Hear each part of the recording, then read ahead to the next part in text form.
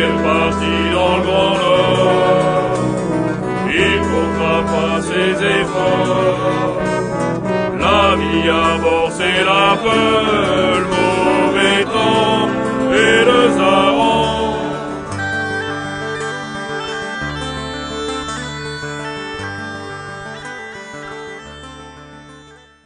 Ah, quel enchantement, ce concert d'été dans les jardins de Vauban. J'ai eu du mal à m'estirper. Cette pianiste aux doigts agiles.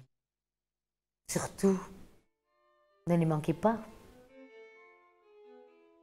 Si jamais vous avez oublié d'y aller. Bon, on va reprendre notre lecture. Pêcheur d'Islande. Le fils Gauss. Oui. Elle regardait malgré elle du côté de la mer qu'on ne voyait pas, mais qu'on sentait là, tout près, au bout de ces petites ruelles par où remontaient les bateliers. Et sa pensée s'en allait dans les infinis de cette chose toujours attirante qui fascine et qui dévore.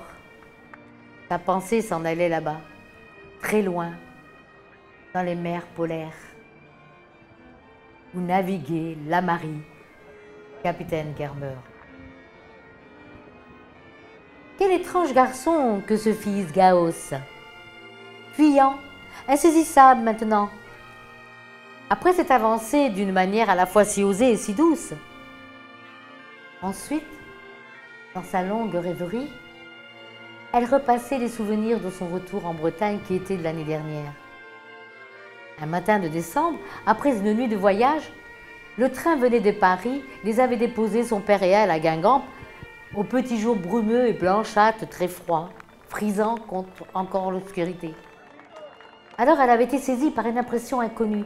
Cette vieille petite ville qu'elle n'avait jamais traversée qu'en été, elle ne la reconnaissait plus. Et elle y éprouvait comme la sensation de plonger tout à coup dans ce qu'on appelle à la campagne en venant de Paris. Les temps lointains du passé, ce silence après Paris.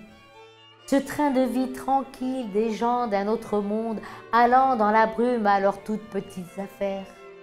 Ces vieilles maisons en granit sombres, noires d'humidité et d'un reste de nuit. Toutes ces choses bretonnes qui la charmaient à présent qu'elle aimait Yann, lui avaient paru ce matin-là d'une tristesse bien désolée. Des ménagères matineuses ouvraient déjà leurs portes et en passant, elles regardaient dans ces intérieurs anciens à grandes cheminées où se tenaient assises avec des poses de quiétude des aïeules en coiffe qui venaient de se lever. Dès qu'il avait fait un peu plus jour, elle était entrée dans l'église pour dire ses prières. Et comme il lui avait semblé immense et ténébreuse, cette nef magnifique, et différente des églises parisiennes, avec ses piliers rudes, usés à la base par les siècles, sa senteur de caveau, de vétusté, de salpêtre. Dans un recul profond, derrière des colonnes, un cierge brûlait. Et une femme se tenait agenouillée devant, sans doute pour faire un vœu. La lueur de cette flamèche grêle se perdait dans le vide incertain des voûtes. Elle avait trouvé là, tout à coup, en elle-même, la trace d'un sentiment bien oublié. Cette sorte de tristesse et d'effroi qu'elle éprouvait jadis étant toute petite quand on la menait à la grand-messe des matins d'hiver dans l'église de Paimpol. Ce Paris. Elle ne le regrettait pourtant pas, bien sûr, quoiqu'il y eût beaucoup de choses belles et amusantes. D'abord, elle s'y trouvait presque à l'étroit, ayant dans les veines ce sang des coureurs de mer. Et puis, elle s'y sentait comme une étrangère, une déplacée. Les Parisiennes, c'étaient ces femmes dont la taille mince avait au rein une cambrure artificielle, qui connaissaient une manière à part de marcher et de se trémousser dans des gaines baleinées. Et elle était trop intelligente pour avoir jamais essayé de copier de plus près ces choses. Avec ses coiffes, commandées chaque année à la faiseuse de Paimpol, elle se trouvait mal à l'aise dans les rues de Paris, ne se rendant pas compte que, si on se retournait tant pour la voir, c'est qu'elle était très charmante à regarder. Il y en avait de ces Parisiennes dont les allures avaient une distinction qui l'attirait, mais elle les savait inaccessibles, celles-là. Et les autres, celles de plus bas, qui auraient consenti à lier connaissance, jugeant pas digne. Elle les tenait dédaigneusement à l'écart. Elle avait donc vécu sans amis, presque sans autre société que celle de son père, souvent affairé, absent. Elle ne regrettait pas cette vie de dépaysement et de solitude, mais c'est égal. Le jour d'arrivée, elle avait été surprise d'une façon pénible par l'âpreté de cette Bretagne revue en plein hiver. Il a pensé qu'il faudrait faire encore 4 ou 5 heures de voiture, s'enfouir beaucoup plus avant dans ce pays morne pour arriver à Paimpol, l'avait inquiété comme une oppression.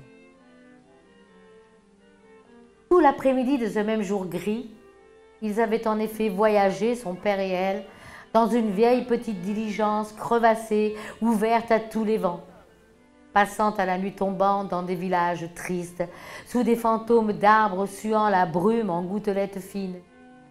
Bientôt, il avait fallu allumer les lanternes, alors on n'avait plus rien vu.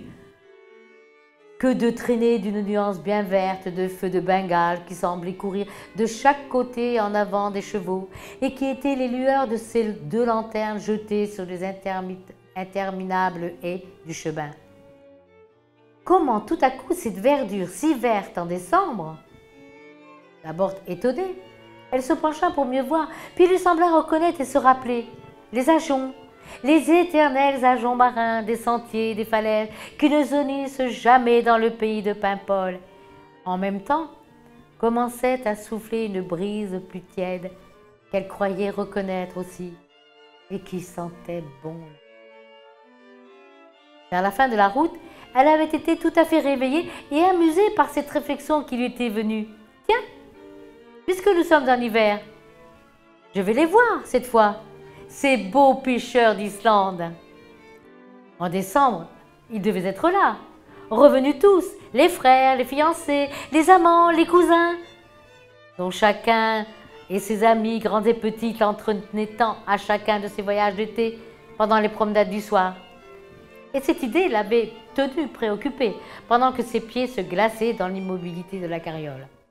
En effet, elle les avait vus.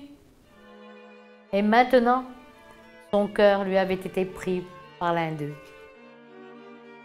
La première fois, quand elle l'avait aperçu, lui, ce Yann, c'était le lendemain de son arrivée, au pardon des Islandais, qui, le 8 décembre, jour de la Notre-Dame de Bonne Nouvelle, patronne des pêcheurs. Un peu après la possession, les rues sombres encore tendues de draps blancs sur lesquels étaient piqués du lierre et du houx, des feuillages et des fleurs d'hiver. À bientôt, à ce pardon, la semaine prochaine.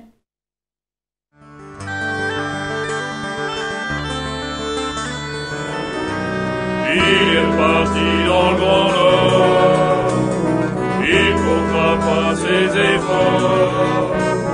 La vie à bord, c'est la peur.